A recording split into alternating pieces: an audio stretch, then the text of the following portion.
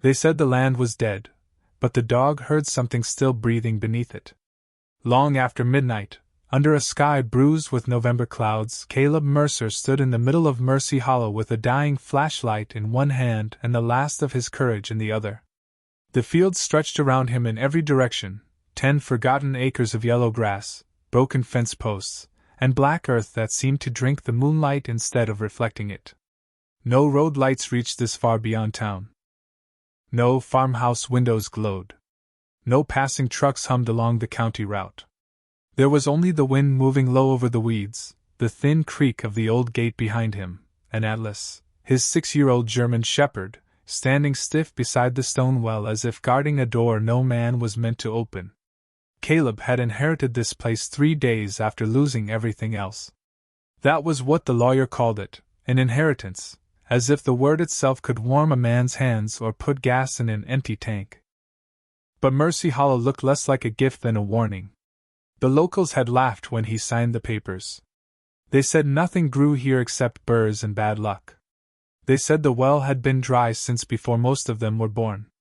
They said Eleanor Whitcomb must have been half out of her mind to leave land like this to a broke veteran with no roof, no savings, and no blood relation to her name.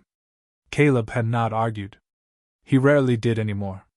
War had taught him that some sounds were not worth answering, and poverty had taught him that pride was heaviest when carried in public.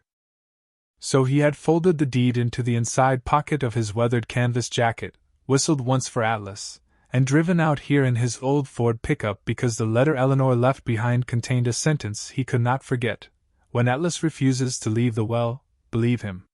Now the dog refused to leave. Atlas stood at the edge of the old stone circle, ears high, amber eyes fixed on the boards nailed across its mouth. His sable and cream coat lifted along the spine, not in fear, but in recognition. Caleb knew the difference. He had seen that posture in collapsed buildings overseas, in winter search drills, in the silent seconds before the dog found someone the world had stopped listening for. Atlas was not chasing a rabbit. He was not spooked by the dark. He was working. Caleb stepped closer, boots pressing into frost-stiff grass.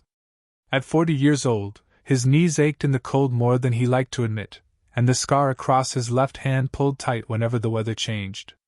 He was a tall man, broad through the shoulders, with dark brown hair beginning to silver at the temples and a face that looked as if it had been shaped by hard wind and harder choices. His eyes, gray-blue and tired, moved across the field with the careful patience of someone who had learned to trust silence only after measuring it.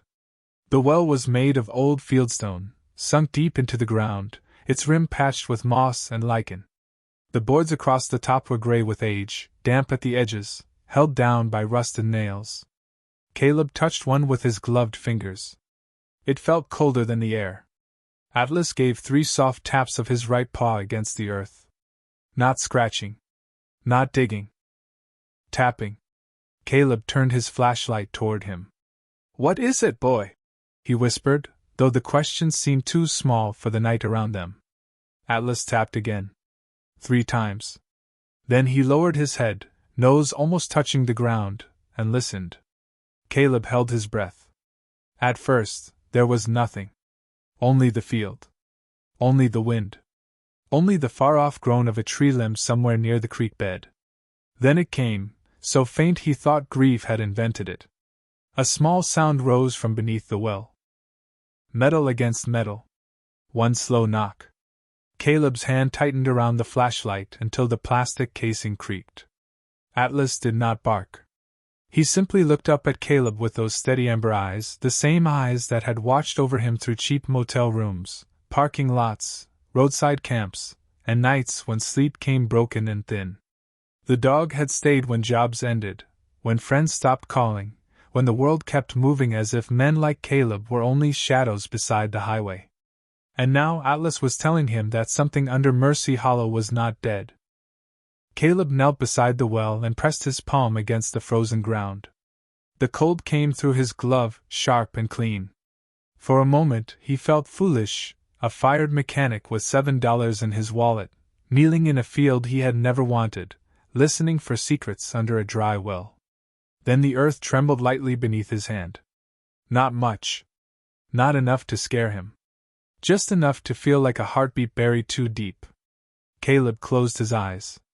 3 days earlier, he had walked out of Henderson Auto Repair in the rain with a cardboard box under his arm while his boss shouted after him that honest men ended up hungry. 3 days earlier, he had believed the worst part of his life was beginning. But standing there in Mercy Hollow, with Atlas beside him and the old well breathing cold into the night, Caleb wondered if the worst part had only been the road leading him here. Somewhere below, hidden under stone, frost, and 60 years of silence, the truth knocked once more. The second knock did not sound like a warning. It sounded like an answer. Caleb stayed kneeling beside the old well, palm pressed against the ground, eyes fixed on Atlas as if the dog might explain what the night refused to say. The German shepherd stood so still that frost gathered along the darker hairs of his back, his breath leaving pale clouds in the beam of the flashlight. Nothing about Mercy Hollow moved, yet Caleb felt the field listening. The sound came again, faint and patient, metal touching metal somewhere beneath stone and earth. It carried up through the well like a memory trying not to be forgotten. Caleb rose slowly, every old ache in his body reminding him that he had slept in the cab of his truck for 2 nights, wrapped in an army blanket that smelled of oil, rain, and dog fur. The cold had settled into his bones, but curiosity warmed a place in him that despair had nearly put out. "All right," he murmured to Atlas. "You found it. Now let us see what she wanted us to find." The name Eleanor Whitcomb passed through his mind with the softness of lamplight. He had known her for less than an hour, yet somehow she had changed the direction of his life more than people who had known him for years. It had been raining the afternoon he met her, a hard, steady rain that turned the shoulder of Route 16 into a ribbon of black glass. Caleb had been driving west with no clear destination, only a quarter tank of gas and the quiet knowledge that pride did not pay for supper. Henderson Auto Repair had been his last steady job, and he had lost it because he would not sign off on a false repair order for a single mother whose minivan only needed a $70 sensor. His boss had leaned over the counter, red in the face, saying business was business. Caleb had looked at the woman's little boy sleeping in a plastic chair by the soda machine and quietly refused. 10 minutes later, his tools were in a cardboard box, his final paycheck was folded in his pocket, and Atlas was waiting under the awning as if he had expected the world to disappoint them again. Caleb drove until the town thinned into wet pastureland and pine woods. That was when he saw the blue Buick pulled crooked beside the road, hood raised, hazard lights blinking weakly in the rain. An elderly woman stood beside it in a beige wool coat, one hand braced against the fender, the other holding a black umbrella that had turned inside out from the wind. Cars passed her without slowing. Caleb did not think about stopping. He simply did. Atlas lifted his head before the truck even rolled to a halt. The old woman watched him approach through the rain, not afraid, only tired, with silver hair pinned beneath a knitted hat, and eyes so clear they made him feel seen in a way he had not asked to be. "Ma'am," Caleb said, keeping his voice gentle. "You all right?" She smiled as if the question amused her. "I am 84 years old, soaked to the cuffs, and arguing with a machine that has disliked me since 1998. But yes, I suppose I am all right." Her name was Eleanor Whitcomb. The Buick had a loose battery cable and a tired alternator belt. Caleb fixed what he could with a socket wrench, electrical tape, and the small emergency kit he kept behind the driver's seat. Rain ran down his neck, and once, while tightening the cable, he scraped his knuckles against the battery bracket. Eleanor noticed the blood before he did. "You should let me pay you," she said. Caleb shook his head.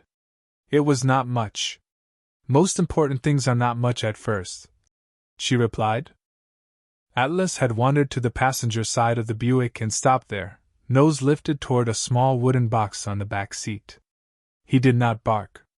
He placed one paw gently against the door and stared through the glass. Eleanor followed his gaze, and something in her face changed. Not fear. Recognition.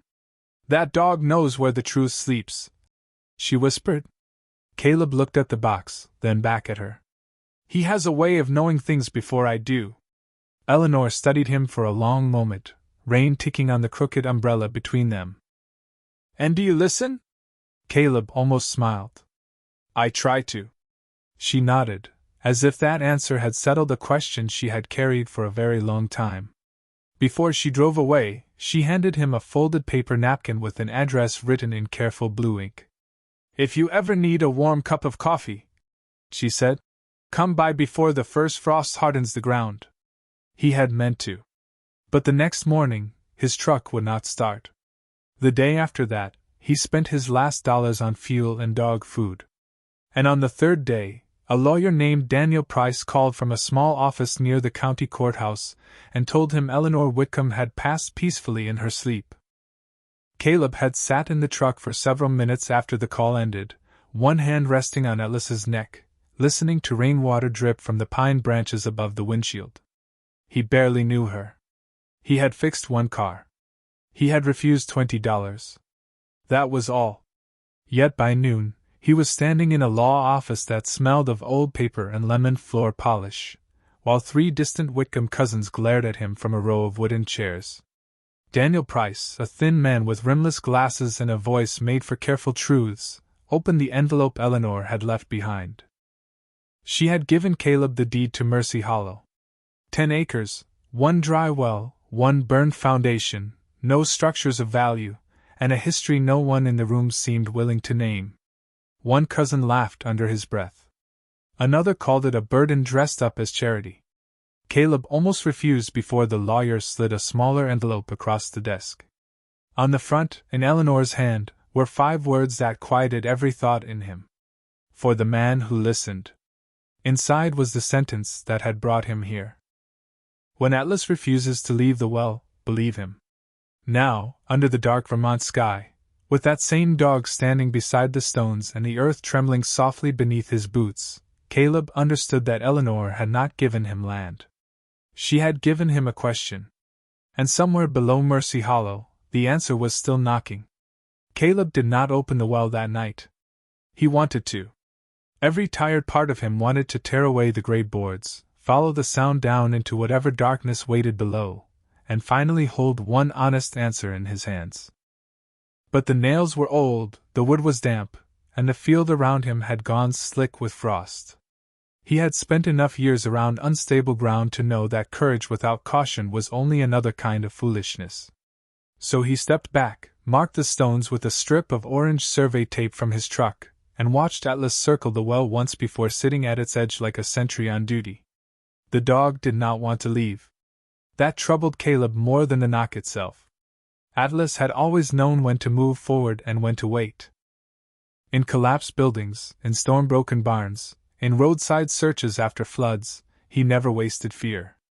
If he stayed, there was a reason. We will come back at first light, Caleb said softly. Atlas looked up at him, ears tilted, amber eyes reflecting the weak flashlight beam. For a moment, Caleb thought the dog might refuse. Then Atlas rose, slow and reluctant, and followed him across the field to the old Ford. The truck waited near the leaning gate, its silver paint dulled by years of weather, its bed carrying everything Caleb owned: 2 toolboxes, a rolled sleeping bag, a dented cooler, a folded army blanket, and a duffel bag with clothes that smelled faintly of cedar chips and laundromat soap. He opened the passenger door for Atlas, then climbed behind the wheel and sat without starting the engine. Mercy Hollow lay ahead through the windshield, dark and wide and silent. The well was barely visible now, only a low shape against the pale grass. Yet Caleb could feel it in the dark, the way a man feels a closed door at the end of a hallway. He took Eleanor's envelope from his jacket and unfolded the letter again. The paper had softened at the creases, and her handwriting looked delicate but steady, each word placed with care. When Atlas refuses to leave the well, believe him. Caleb read it 3 times, then turned the page over, hoping for something he had missed. There was nothing. Only a faint smell of lavender and old paper. "What did you know, Eleanor?" he whispered. Atlas rested his chin on Caleb's thigh, warm and heavy, and the small weight pulled him back from the edge of his thoughts. Outside, the wind slid through the broken fence, and made the dry grass whisper against itself. Caleb leaned the seat back a few inches, tucked the army blanket around his shoulders, and tried to sleep. Sleep came the way it often did for him, in thin, cautious pieces. He woke once to Atlas lifting his head. He woke again to the sound of a branch tapping the truck roof. Near dawn, he dreamed of a hallway underground, lined with doors that had no handles, and an old radio speaking through static in a voice he almost recognized.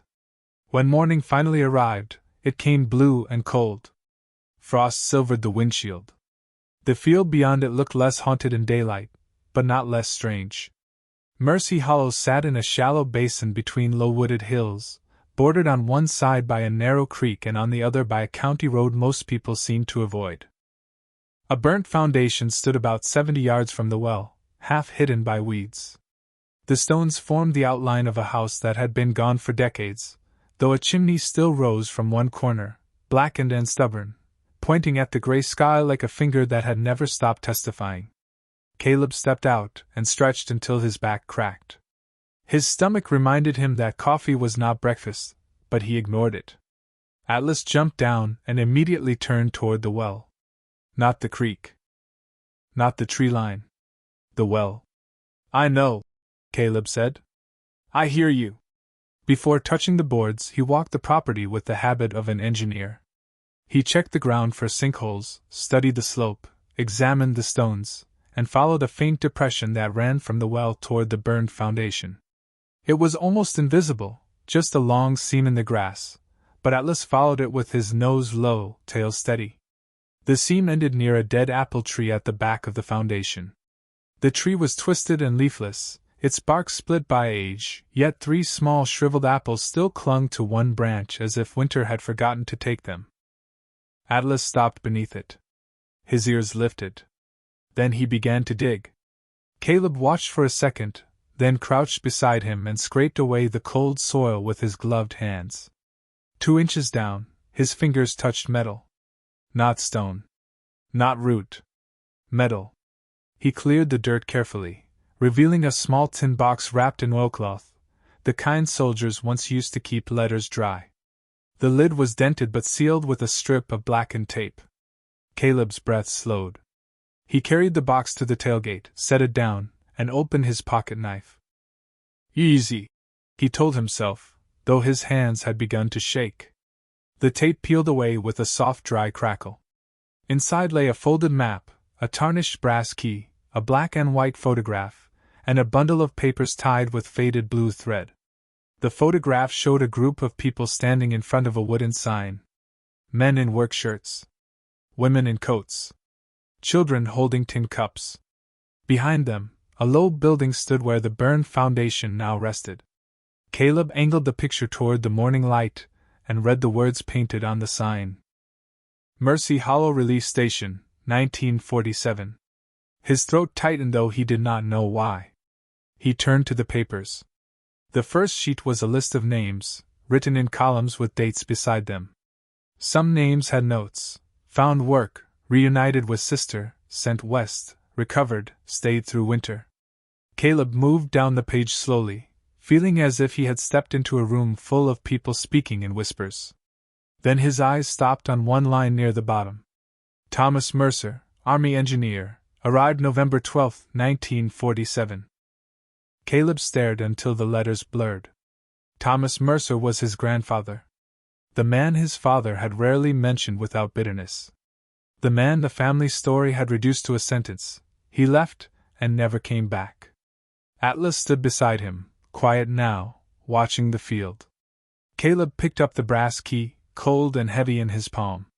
For the first time since Eleanor's call, the inheritance no longer felt random. It felt personal. The land had not been left to a stranger. It had been waiting for a Mercer to return. Caleb kept the brass key in his palm for a long time, letting its cold weight press into the lines of his skin as if it might tell him what kind of man Thomas Mercer had truly been. The morning had grown brighter, but the sun remained hidden behind a ceiling of gray clouds, turning Mercy Hollow into a world of muted colors: silver frost, brown grass, black stone, and the pale breath of a man standing where his family's oldest wound had once been buried. He read the name again on the brittle paper. Thomas Mercer, Army Engineer, arrived November 12, 1947. The ink had faded to a tired blue, but the letters were unmistakable. Mercer. His name. His blood. The grandfather no one talked about except in short, closed sentences. Caleb remembered being 12 years old, sitting at his father's kitchen table in Ohio, watching rain slide down the windows while his father fixed a broken toaster with more force than patience.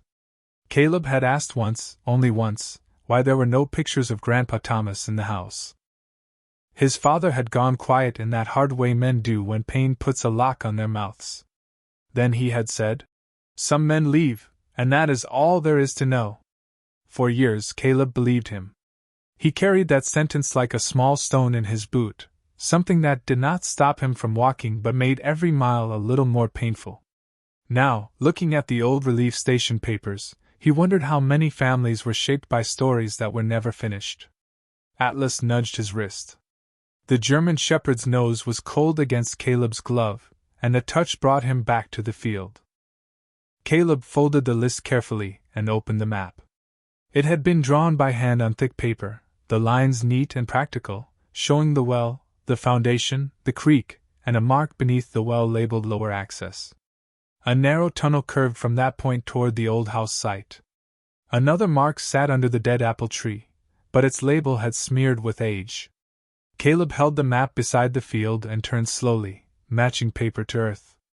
The well stood at the center. The burned foundation lay to the west. The creek ran exactly where the map said it would, shallow and brown beneath a skin of ice. Whoever had drawn this knew the land as more than property. They had known it as a system, a shelter, maybe even a promise. Caleb picked up the bundle of papers tied in blue thread and loosened the knot. The first page was a letter, written in a woman's hand, the same careful style as Eleanor's but younger, firmer, full of purpose. To whoever opens this, do not assume Mercy Hollow was abandoned because it failed. Some places are buried because the truth inside them is inconvenient. Caleb felt those words settle over the field like a second frost. He read on. The letter spoke of winter after winter when men came back from service and found no work waiting, no welcome strong enough to hold their silence, no place where their families could rest without shame. Eleanor had been only a girl then, the daughter of a schoolteacher and a carpenter. Her father opened the land for travelers and veterans. Her mother cooked soup in iron pots. Thomas Mercer arrived one cold November with bridge plans in his coat pocket and hands that could make broken things stand again. Caleb stopped reading. Bridge plans. His own military file had once said the same about him in different language: combat engineer, field repair, temporary structures, route clearance, emergency stabilization. He looked toward the burned foundation, and for the first time, it did not look like ruin. It looked like a question asking to be rebuilt. Atlas suddenly lifted his head. His ears sharpened toward the well. Caleb heard nothing at first, but he trusted the dog's silence more than most men's shouting. A moment later, a soft click rose from the direction of the stones. Not the earlier knock. This was smaller, closer, like a latch shifting inside a wall. Caleb gathered the map, the letter, and the key, slid them into the inner pocket of his jacket, then walked back toward the well with Atlas at his side. The boards across the top looked weaker in daylight, but not harmless. Caleb fetched a pry bar, rope, a headlamp, and a pair of leather-work gloves from the truck.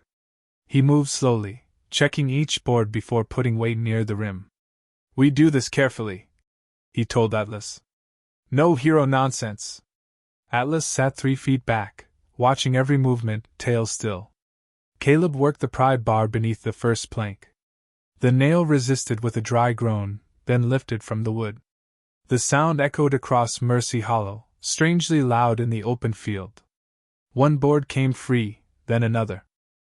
Beneath them lay not an open shaft, but a round iron plate set several inches below the stone rim, covered in dirt and old leaves. Caleb brushed it clean. There was a keyhole at the center, green with age. Around the edge, stamped into the metal, were words nearly hidden by rust. Mercy Hollow Station. Lower door. Caleb's breath left him slowly. The phrase from Eleanor's hidden letter returned with quiet force. The land will not speak to men anymore. Let the dog listen. Atlas stood then, stepped close, and placed one paw on the stone rim. He did not bark. He only waited. Caleb took out the brass key. For a moment, doubt rose in him, cold as groundwater. He thought of calling Daniel Price, calling the county, calling anyone with an official badge and a better flashlight. But his cell phone showed no signal, and deep down he knew this door had not waited 60 years for a committee. He slid the key into the lock. It fit as if it had been turned yesterday. The mechanism resisted once, then gave with a soft, solemn click. From beneath the iron plate came a breath of air, dry and cold, carrying the scent of dust, old cedar, paper, and something faintly sweet, like apples stored in a cellar long ago. Caleb pulled the ring handle. The plate lifted inch by inch, heavier than it looked, until darkness opened below. There was no water in the well. No broken stones. No empty pit. A narrow iron staircase spiraled downward along the inside wall, disappearing into a depth his flashlight could not fully reach. Atlas leaned forward and gave 3 quiet barks, each one clear, steady, and certain. The sound traveled down the stairwell and returned as a soft echo, as though something below had been waiting to hear a living voice again. Caleb clipped the rope to the truck's tow hook, secured the other end around his waist, and switched on his headlamp. His hands were steady now. Not because he was unafraid, but because fear had finally met purpose. He looked at Atlas, then at the dark stairwell beneath Mercy Hollow. "All right, boy," he whispered. "Let us open the door." And together, man and dog stepped down into the forgotten heart of the land. The staircase descended farther than Caleb expected, curling down through the old well like the spine of some buried machine. Each step gave a soft metallic note beneath his boots, not loud enough to echo sharply, but clear enough to remind him that the structure was real, engineered, and older than most buildings still standing in town. Atlas moved one step below him, careful and quiet, his paws finding the iron with a confidence that made the darkness seem less absolute. The air grew colder as they went down, yet it was not the wet cold of a forgotten pit. It was dry, preserved, carrying the layered scents of cedar boards, dust, machine oil, paper, and earth packed tight around walls that had not breathed daylight in decades. Caleb swept his headlamp across the curved stone, noticing support brackets bolted into the inner wall every few feet. Whoever built this had understood weight, pressure, drainage, and fear. They had not dug a hiding place in panic. They had built a shelter with patience. At the bottom, the stairs ended at a narrow landing and a steel door painted a dark green now softened by time. A hand-lettered sign hung crooked from 2 small chains. Mercy Hollow Station. Please knock before entering. Caleb stood still, reading the words until something in his chest tightened. Please knock. Not keep out. Not private property. Not danger. Please knock. A forgotten courtesy preserved underground. Atlas leaned forward and sniffed along the base of the door. Then he turned his head and looked back at Caleb, ears high. Caleb raised his gloved hand and knocked twice. The sound traveled through the metal with a hollow, gentle boom. For one strange second, he almost expected someone to answer from the other side with footsteps and a kettle whistling on an old stove. But only silence returned. Caleb tried the brass key in the lock beneath the handle. It did not fit. He frowned, then examined the door more closely. To the right was a smaller keyhole, nearly hidden under a flap of rusted metal. He tried that one. The key slid in smoothly. When he turned it, the lock released with a sigh that seemed too human for iron. The door opened inward. Cold air moved past him, carrying the faint sweetness of aged wood and dried herbs. Caleb stepped through, and his headlamp revealed a room that should not have existed beneath a dead field. It was long and low-ceilinged, with cedar beams crossing overhead and stone walls lined with shelves. A narrow aisle ran down the center. On one side stood 6 iron bed frames, each neatly made with folded wool blankets sealed under yellowing canvas covers. On the other side were wooden crates marked flour, beans, bandages, winter socks, lamp oil. A pot-bellied stove sat near the far wall, black and round, its pipe disappearing into a vent shaft above. Beside it, a row of tin cups hung from hooks, waiting for hands that had never returned. Caleb did not speak. The room had the stillness of a church after the last hymn, not empty so much as respectfully quiet. Atlas walked slowly down the aisle, nose low, tail steady, passing each bed as if greeting invisible sleepers. Caleb followed, careful not to disturb more than he had to. Dust lay everywhere, but not in ruinous drifts. The air was too dry for rot. The place had been sealed well, protected by the same earth that had hidden it. He paused at a small wooden desk beneath a wall map of Vermont. On the desk sat an oil lamp, a fountain pen, a ledger, and a pair of round spectacles folded beside a mug stained brown at the bottom. Caleb touched nothing at first. He only looked.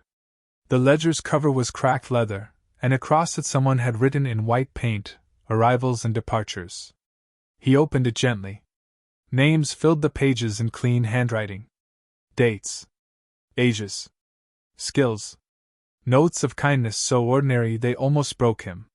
James Holloway, 32, carpenter, needed boots. Ruth Bell and Son, found room by stove. Samuel Price, trouble sleeping, calmed by radio music. Elsie Warren, made bread, smiled today. Caleb swallowed hard. These were not records of transactions. They were records of people being noticed. He turned another page and found the name again. Thomas Mercer. Arrived November 12, 1947. Former Army engineer. Repaired west drainage wall. Built bunk extensions. Good with children. Carries grief quietly. Caleb rested one hand on the desk. The words blurred for a moment, not because the room was dim, but because something in him had shifted. Carries grief quietly. Whoever wrote that had seen his grandfather more clearly in one sentence than Caleb's family had allowed themselves to see in 70 years. Atlas gave a soft whine from the far end of the room. Caleb closed the ledger and moved toward him. Beyond the beds, a short hallway led to 3 smaller spaces. The first was a pantry, still lined with sealed jars of peaches, apples, and tomatoes, their colors faded but beautiful in the lamp glow of his headlamp. The second was a small infirmary with bandage rolls, wooden crutches, clean folded sheets, and a hand-painted sign that read, "Rest is not weakness." Caleb stood in that doorway longer than he meant to. He thought of the nights he had slept sitting upright because lying down made old memories rise too easily. He thought of men he had known who could carry 100 pounds of gear but could not ask for help carrying sorrow. Rest is not weakness. The words seemed to reach across decades and place a hand on his shoulder. The third room was locked. Atlas stood before it, nose almost touching the seam, body still except for the slow movement of his breathing. Caleb tried the brass key. It did not fit. He scanned the frame and saw scratches near the lower hinge, fresh only in the sense that they had been protected from weather. Atlas tapped the floor once, then twice, then 3 times. Caleb knelt and brushed dust away from the threshold. There, half hidden beneath the door, was a small metal tag engraved with a number, 27. The same number was painted faintly on the map upstairs beside the well. He returned to the desk, searched the drawer, and found a ring of labeled keys tucked beneath a stack of ration cards. Key 27 was smaller than the rest. It trembled slightly in his hand as he brought it back. The lock turned. The door opened into a room no larger than a walk-in closet. Inside were file boxes, wrapped documents, a portable radio, and a wooden chest with the Mercer name burned into the lid. Caleb stared at it, unable to move. Atlas stepped beside him and sat down, calm now, as if the dog's work had brought them exactly where they needed to be. On top of the chest lay a sealed envelope, yellowed but intact. Written across the front in steady block letters were 4 words, "For my family someday." Caleb took off one glove before touching it. He wanted to feel the paper with his own skin. Somewhere far above them, morning wind moved over Mercy Hollow, bending the dead grass around the old well. But beneath the earth, in a room built for mercy and secrecy, Caleb Mercer held a message from the man his family had mistaken for a ghost. Caleb stood in the small room beneath Mercy Hollow with the envelope in his bare hand, feeling the roughness of old paper against his fingertips, and the strange nearness of a man who had been absent from his family for as long as anyone could remember. The air around him was still, but not empty. It seemed to hold its breath with him. Atlas sat at his left side, calm and watchful, the amber in his eyes softened by the glow of the headlamp. Caleb read the words again. For my family someday. Not for officials. Not for strangers. Not for anyone who came searching for money or blame. For family. His thumb found the edge of the envelope flap, but he hesitated. There were doors a man opened with his hands, and there were doors he opened with his whole life behind him. This one felt like both. He drew a slow breath, smelling dust, cedar, old ink, and the faint trace of apples from the pantry beyond the wall. Then he opened it carefully. Inside was a letter folded around a photograph and a narrow strip of faded blue ribbon. The photograph showed a younger Thomas Mercer standing in front of the station with one hand resting on a wooden beam. He was tall, broad-shouldered, with the same square jaw Caleb saw every morning in the rearview mirror, the same tired eyes trying to look steady for the camera. Beside him stood a little girl with dark braids and a solemn face. On the back, someone had written, Thomas and Eleanor, winter of 1948. Caleb felt the room tilt gently around that name. Eleanor had known his grandfather not as a rumor, not as a failure, but as a real man who had stood in this place and helped build it. Caleb unfolded the letter. The handwriting was strong, practical, shaped by someone used to drawing measurements and writing instructions. To my son, if this reaches him, or to his children after him, I pray you understand that silence is not always abandonment. Sometimes silence is the only shelter left when the truth would put others in danger. Caleb stopped after the first sentence, his throat tight. He could hear his father's old voice from years ago, bitter and final. Some men leave, and that is all there is to know. But there was more. There had always been more. He read on. Thomas wrote of coming to Mercy Hollow after the war with little more than a tool roll, an engineer's notebook, and a heart that did not know how to return to ordinary life. He had meant to stay only a week, repairing a broken drainage wall and helping Eleanor's parents keep the shelter dry through winter. But people kept arriving. Men with hollow eyes. Women carrying children and paper bags.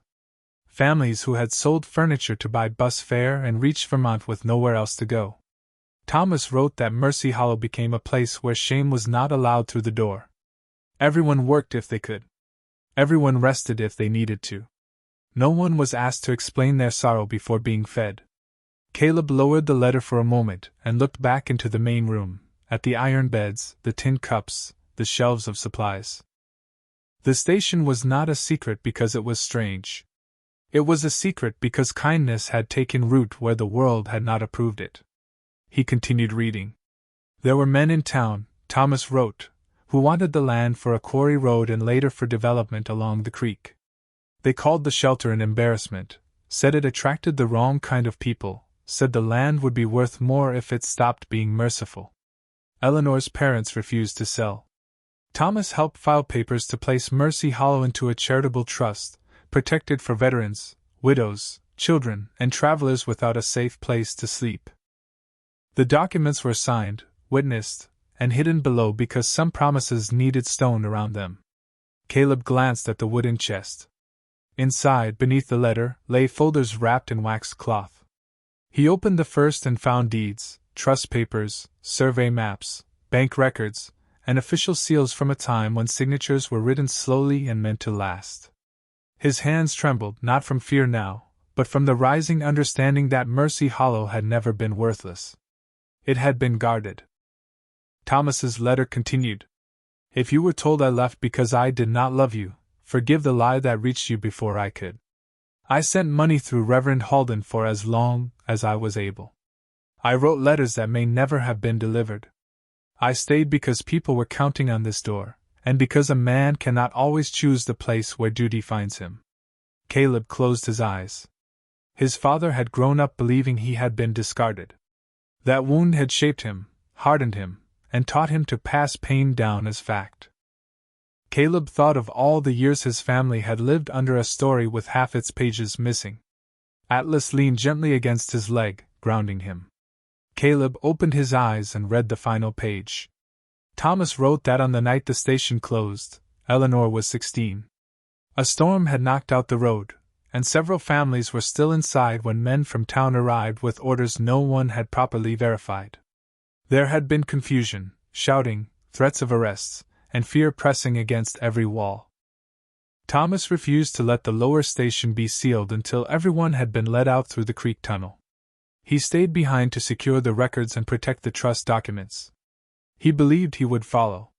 The letter ended there for a few lines, then continued in Eleanor's older handwriting, added decades later.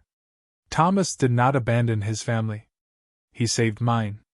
I was the last child he guided through the tunnel. He placed the Mercer chest in my hands and told me that someday, when the bitterness had spent itself and the right heart returned, I would know who should receive it. I have watched many people come near this land. Some wanted profit. Some wanted proof. Some wanted to bury the past deeper. Then I met a man in the rain who fixed what was broken and asked for nothing. His dog listened to what men forgot. So I knew. Caleb sat down slowly on the edge of the threshold, the letter resting in his lap. Above him, far beyond layers of stone and earth, the world still thought he was broke, jobless, and unlucky. But beneath that forgotten field, he had inherited his grandfather's truth, Eleanor's gratitude, and a promise waiting 70 years for honest hands. Atlas rose and walked to the back wall of the small room, where a row of file boxes stood beneath a canvas tarp.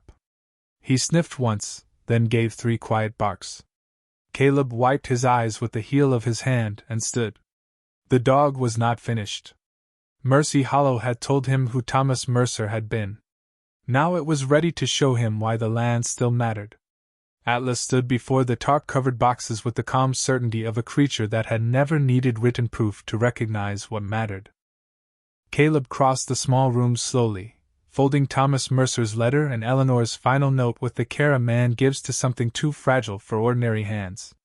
His chest still felt tight, not with the sharp pain of fear, but with the heavy tenderness of a truth arriving late. For most of his life, his grandfather had been a shadow in the family story, a man blamed for absence, spoken of only when bitterness needed a name.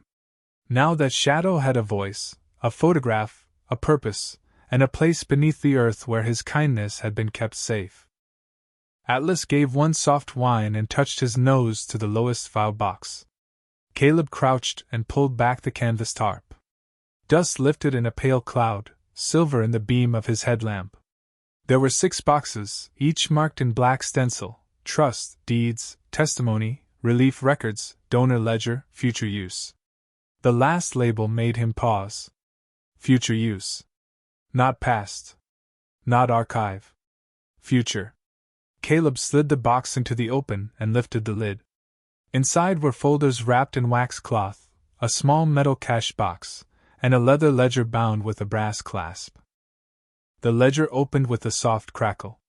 Its first page bore the title Mercy Hollow Charitable Trust, Establishment and Continuation Plan.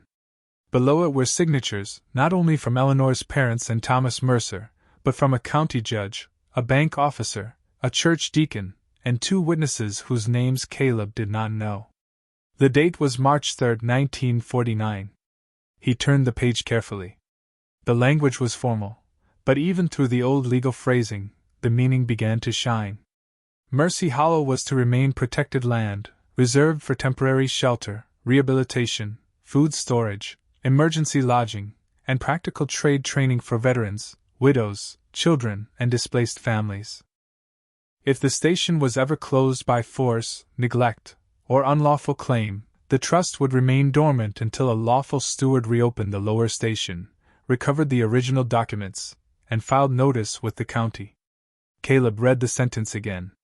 Dormant until a lawful steward reopened the lower station. His breath left him in a quiet rush. The land had not simply been waiting for someone to own it. It had been waiting for someone to open it. Atlas sat beside him, watching his face as if measuring the change. Caleb turned another page and found bank records, mineral rights statements, timber leases never cashed, and a schedule of deposits made over decades into a protected account. Not millions thrown around like some fairy tale prize, but enough to matter. Enough to repair buildings.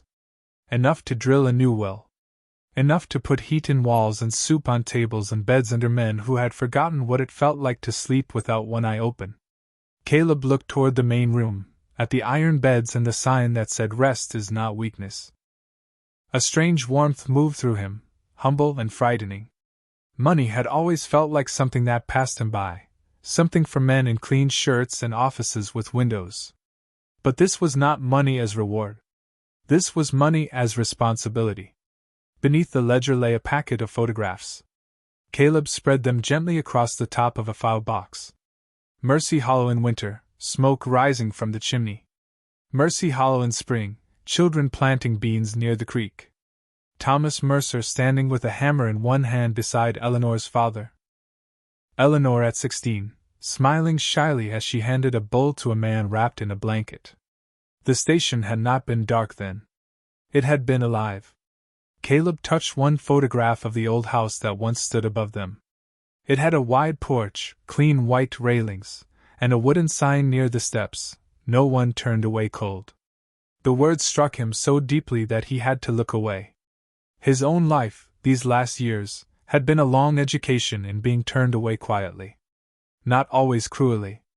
Sometimes with a form. Sometimes with a polite apology. Sometimes with a look that said a man and his dog were a problem to be moved along before customers noticed. He thought of sleeping behind gas stations, washing in rest stop sinks, choosing dog food before supper because Atlas had stayed loyal when the world had not. And all this time, beneath a field everyone mocked, there had been a promise made for people exactly like him. Atlas rose suddenly and walked to the back wall again. He pressed his ear near a row of cedar shelves and listened. Caleb wiped dust from his hands and followed. Behind the shelves, he felt a faint draft against his wrist. Not from the stairwell. From deeper within the earth. He moved a few old supply crates and found a narrow outline in the boards, almost invisible. A second door. No handle, only a small round depression at knee height. Atlas tapped the floor 3 times. Caleb searched the key ring and found a tiny iron key labeled Creek Exit. The door opened with a wooden sigh.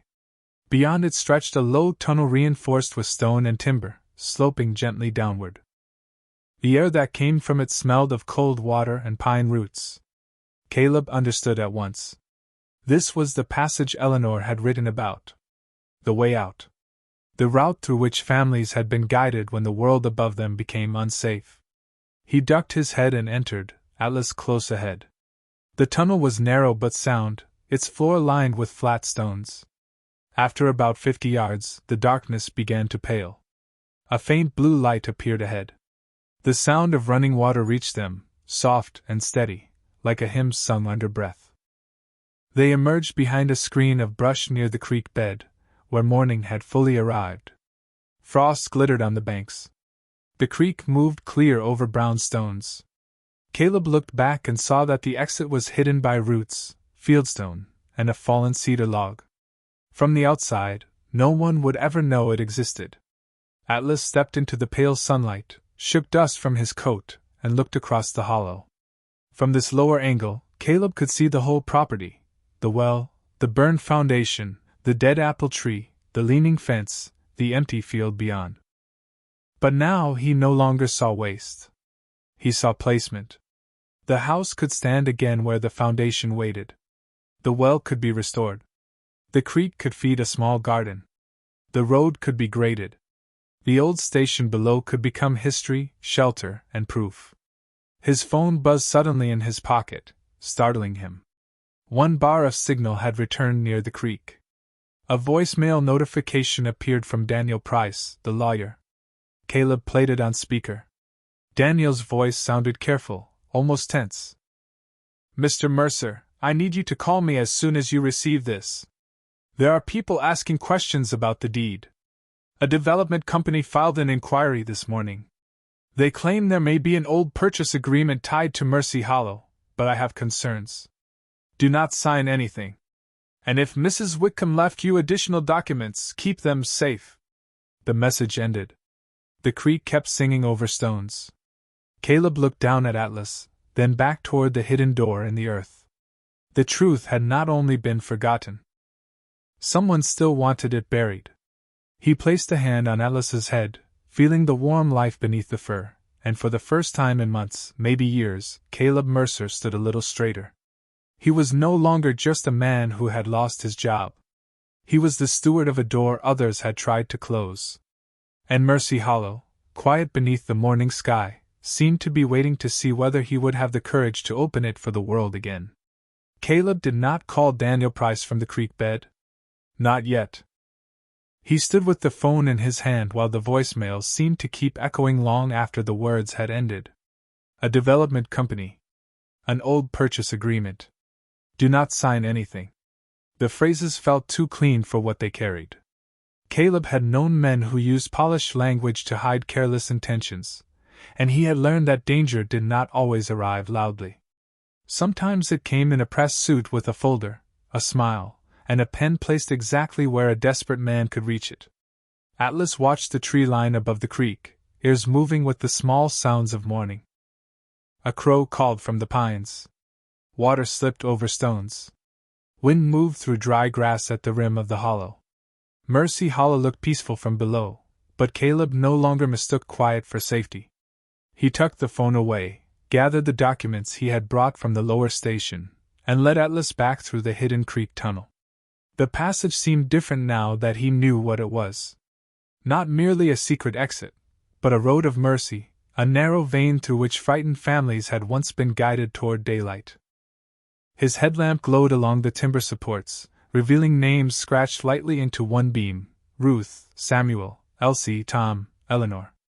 Caleb paused and ran his fingers beneath them without touching the fragile wood. People had passed this way carrying children, blankets, letters, and the heavy hope that tomorrow might be kinder. By the time he returned to the main underground room, the station no longer felt like a discovery. It felt like a responsibility that had been standing in the dark, waiting for him to grow large enough inside to carry it. Caleb spent the next hour documenting everything with his phone camera. He photographed the trust papers, the ledgers, the deed records, the old bank schedules, the map, the Mercer chest, the relief station sign, and the hidden door to the creek tunnel. He moved carefully, not staging anything, not disturbing more than necessary. The habit came from years of field reports, inspection logs, and damage assessments. Facts mattered. Dates mattered. The angle of a hinge, the wording of a seal, the placement of a signature, all of it could become a bridge between truth and disbelief. Atlas followed him from room to room, occasionally stopping to listen at corners as if the station itself still whispered. In the infirmary, Caleb found a small framed prayer hanging above the shelf of folded sheets. The glass was dusty but unbroken. The words were simple: Lord, make this roof wide enough for sorrow and strong enough for hope.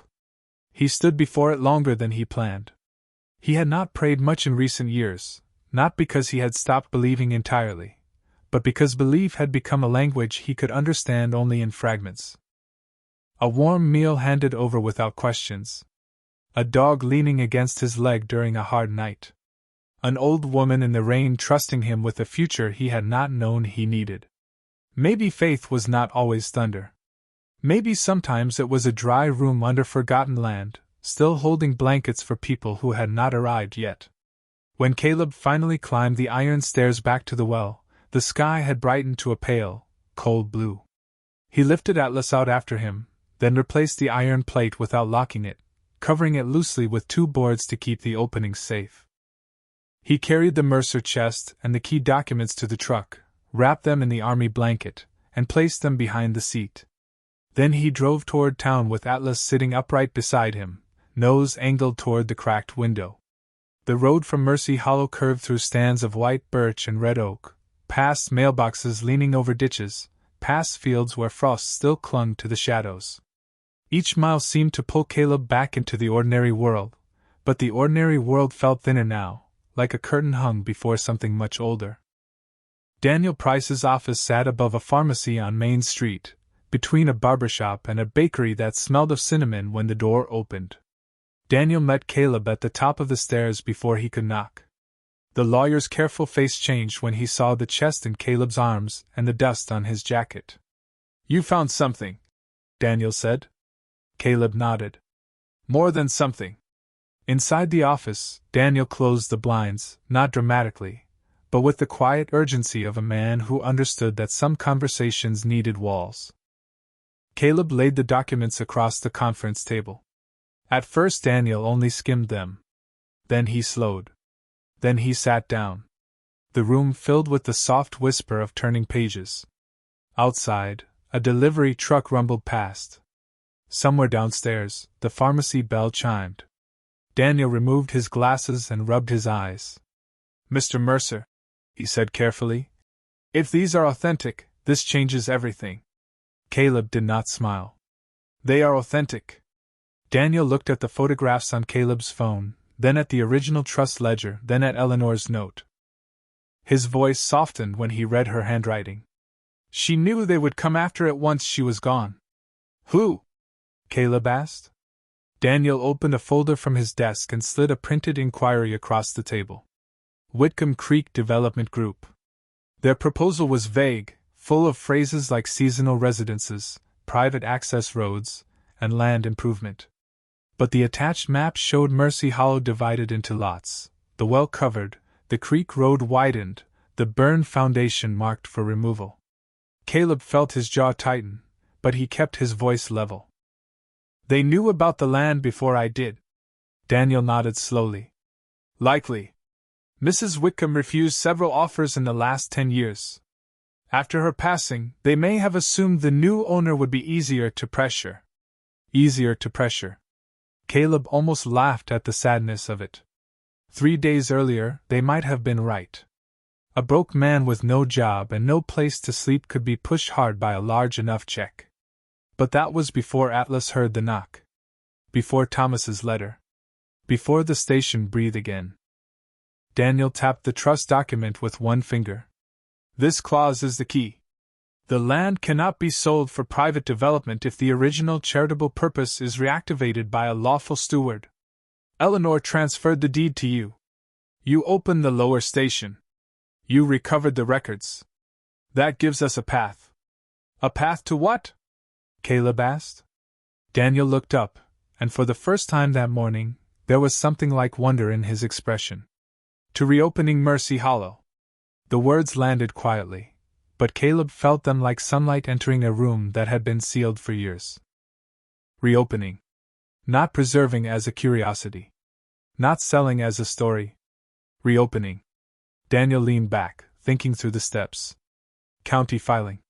Historical verification. Emergency injunction against development claims. Trust reactivation petition. Inspection. Restoration plan. Caleb heard the words, but beneath them he saw iron beds, cedar beams, tin cups, the sign that said rest is not weakness. He saw Thomas Mercer's steady handwriting. He saw Eleanor as a young girl being guided through the creek tunnel toward morning. Atlas lay by the office door, but suddenly he lifted his head. His ears turned toward the hallway. A moment later, footsteps sounded on the stairs, polished and deliberate. Someone knocked on Daniel's office door before either man spoke. Daniel's expression sharpened. Caleb gathered the old papers close, not in panic, but with instinctive care. The door opened, and a man in a navy overcoat stood there holding a leather portfolio and a smile that did not reach his eyes. "Mr. Price," he said smoothly, "I was told I might find Mr. Mercer here." Atlas rose to his feet, silent as a shadow. Caleb placed one hand on the Mercer chest. He did not know the man's name yet, but he knew the kind of room that had just been entered. The past was no longer buried under Mercy Hollow. It had come upstairs into daylight, and now the people who wanted the land silent had come to see whether the man who inherited it could be bought. The man in the navy overcoat stepped into Daniel Price's office as if every floorboard had been expecting him. He was in his late 50s, silver-haired, clean-shaven, with polished shoes that had never known mud and a wool scarf folded with careful precision at his throat. He glanced first at Daniel, then at Caleb, then at the Mercer chest on the table. His smile remained in place, but his eyes paused there a moment too long. Atlas stood beside the office door, silent, head level, ears forward. Caleb had seen that stillness before. The dog was not afraid. He was measuring. "Grant Halvorsen," the man said, extending a hand Caleb did not take. "Whitcomb Creek Development Group. I understand you have recently become the owner of a parcel that has been causing everyone quite a bit of confusion." Daniel rose from his chair. "Mr. Halvorsen, this is a private meeting." "Of course," Halvorsen said smoothly. "I will only take a minute. Mr. Mercer is a practical man, I imagine. Former service, limited resources, no reason to be burdened by unusable acreage and outdated family disputes. My company is prepared to offer a generous sum today. Cash purchase. Clean transfer. No delays." He opened the leather portfolio and placed a document on the table with the practiced grace of a dealer laying down a winning card. Caleb looked at the number printed near the top. It was more money than he had ever seen offered to him for anything. Enough to pay debts, replace the truck, rent a warm apartment, maybe breathe for the first time in years without counting every gallon of gas. For a few quiet seconds, the room seemed to lean toward that number. Poverty had a voice. It whispered in practical tones. It reminded a man of winter, empty cupboards, worn tires, and the shame of being asked for an address when he did not have one. Caleb felt all of that. He would not pretend he did not. But then Atlas moved. The German shepherd stepped forward and placed one paw gently on the Mercer chest, exactly as he had placed a paw on Eleanor's envelope in the lawyer's office days earlier. Caleb looked down at him. In the dog's amber eyes, there was no judgment, only memory. The well. The station. Thomas's letter. The sign above the old porch that said no one turned away cold. Caleb pushed the offer back across the table. "No." Halvorsen's smile tightened. "You may want to think carefully. That land has no real value in its present condition." Daniel quietly opened the trust ledger and turned it toward him. "That is no longer accurate." The next hour unfolded with the strange patience of truth finally being given a chair in the room. Daniel showed the deed, the charitable trust, the signatures, the bank records, and the photographs Caleb had taken beneath Mercy Hollow. Halvorsen read less and frowned more. By the time Daniel reached the clause requiring the land to remain protected for shelter and rehabilitation if reopened by a lawful steward, the developer's polished confidence had begun to thin at the edges. "These documents need verification," he said. "They will have it," Daniel replied. "Through the county, the state historical office, and the court if necessary." Halvorsen looked at Caleb then, no longer smiling. "You do not know what you are taking on." Caleb rested one hand on Atlas's head. The dog's fur was warm beneath his fingers. "Maybe not," he said. "But I know what I am not selling." The news moved through town faster than winter wind. At first people came to Mercy Hollow out of curiosity. They parked along the road and stared across the field at the open well, the survey markers, the old foundation, and the quiet man with the German shepherd who moved from task to task without much talking. Then the records were confirmed. The county clerk found matching entries in a forgotten archive. A retired pastor produced a church note about food deliveries to the station in 1948. An elderly woman from a neighboring town arrived with a photograph of her father standing on the porch of Mercy Hollow, wearing borrowed boots and smiling for the first time after coming home from service. Little by little, laughter turned to apology. Suspicion turned to help. A carpenter offered lumber at cost. A plumber volunteered 2 weekends. The bakery sent coffee and cinnamon rolls on cold mornings. Daniel filed the petition to reactivate the trust, and when the judge approved temporary stewardship, Caleb sat in the back of the courtroom with Atlas at his feet and said nothing because some gratitude was too large to fit inside words. Spring came slowly to Vermont that year. Snow withdrew from the fence lines. The creek swelled with clear water.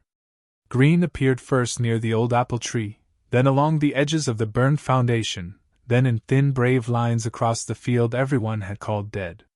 The well was restored and capped safely with glass and iron so visitors could see the staircase without danger.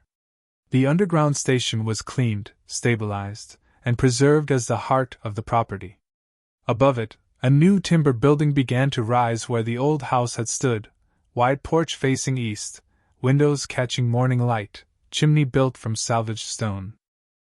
Caleb worked every day until his hands ached. He slept in a small trailer on site with Atlas curled near the door, and for the first time in years, sleep came without feeling like surrender. On the day the sign arrived, the sky was bright and washed clean from overnight rain. Daniel helped carry it from the truck while half the town gathered by the fence. Caleb had carved the letters himself from cedar, following the shape of the old photograph. Mercy Hollow House. No one forgotten. He held the sign steady while the bolts were tightened. Atlas sat beside the porch steps, chest lifted, ears high, watching the road. The first guest came just before sunset, an older veteran named Roy Whitman, who arrived in a county van with one duffel bag and hands that trembled when he stepped onto the gravel. He looked at the house, then at Caleb, as if afraid kindness might disappear if he moved too quickly. Caleb walked down the steps and offered his hand. "You are welcome here," he said. Roy tried to answer, but his voice caught. Atlas solved what words could not. He walked forward, leaned gently against the old man's leg, and sat there like a promise with fur and breath. The wind moved through the young grass. The restored well caught the last gold of evening. Somewhere beneath their feet, the old station rested in peace, no longer hidden, no longer ashamed, no longer waiting. Caleb looked toward the field, then toward the open door of the new house, where warm light spilled across the porch boards. He had come to Mercy Hollow fired broke, and certain the world had forgotten men like him. But the land had remembered. The dog had listened. And sometimes, when a person stays kind after losing almost everything, grace does not arrive as an escape. It arrives as a place to begin again.